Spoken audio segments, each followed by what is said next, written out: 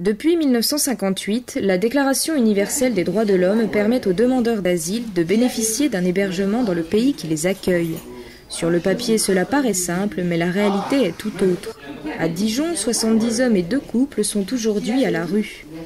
Retour sur les conditions de vie de ces immigrants. Parmi ces gens, donc, un certain nombre vivent dans ce qu'on appelle les CADA, centres d'accueil pour demandeurs d'asile. Ça, c'est surtout les familles.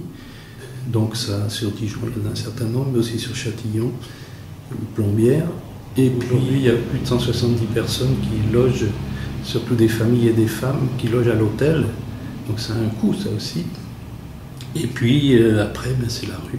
Parce que même ceux qui sont, par exemple, logés à Sadi Carnot, donc un foyer d'urgence, ça veut dire que le matin à 7h, on s'en va et on revient le soir à 7h. Le dispositif de l'accueil des demandeurs d'asile est aujourd'hui saturé. Les associations d'aide aux immigrants ne relâchent pas leurs efforts, mais elles possèdent cependant des limites. Je crois qu'on ne remet pas en cause les personnes qui travaillent. Je crois qu'il y a un énorme travail qui se fait de par les personnels, que ce soit à la préfecture, que ce soit dans les CADA. Mais on le sait d'entrée de jeu que ça ne pourra pas marcher. On sait qu'il y a 20 000 places d'hébergement en France. Et l'année dernière, par exemple, il y a eu 48 000 demandeurs d'asile. On ne va pas pouvoir loger 70 demandeurs d'asile célibataires sur Dijon. Les associations n'ont pas les moyens. On peut être que caisse de résonance. C'est ce rôle-là que l'on veut jouer aujourd'hui. Le budget consacré au centre d'accueil pour demandeurs d'asile devrait augmenter de plus de 3% en 2010 pour atteindre 202 millions d'euros. À cela s'ajoute la création de 1000 places supplémentaires dans ces mêmes lieux d'accueil.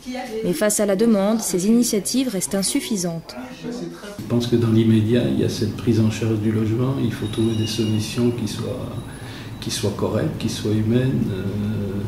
Et puis, à long terme, c'est clair que ça veut dire que notre monde il est mal organisé. Que plus globalement, notre monde tourne mal. Si des hommes choisissent de demander l'asile, c'est parce que dans leur pays, il y a la violence.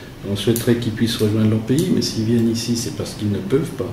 Portée par une politique de fermeture des frontières, l'Europe a durci sa législation concernant l'immigration.